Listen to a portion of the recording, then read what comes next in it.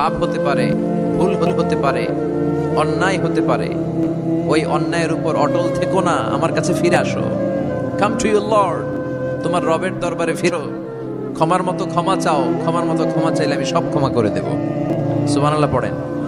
রব্বুল আলামিন বলেন, ইয়া আইয়ুহাল্লাযীনা আমানু তুবু ইলাল্লাহি তাওবাতান নাসুহা।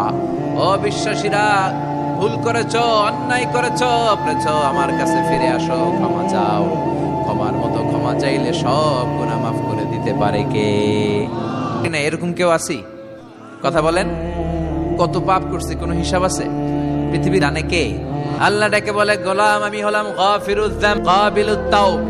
আমার কাজ হলো ক্ষমা করা, আমার কাজ হলো ভুল করা।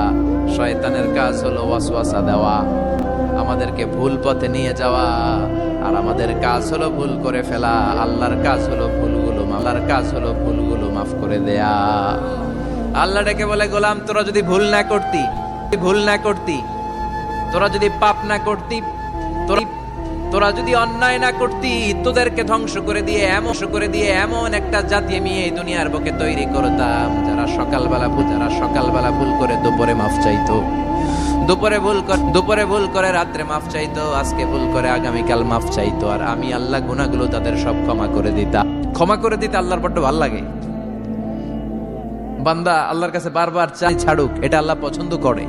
চোখের পানির যে কত পাওয়ার আপনি কল্পনাই করতে পারবেন। সূচনার চোখের পানি চোখ বেয়ে নাকের ডগা পেয়ে জমিনে পড়ার আগেই আল্লাহ এই বান্দারে মাফ করে দেয়।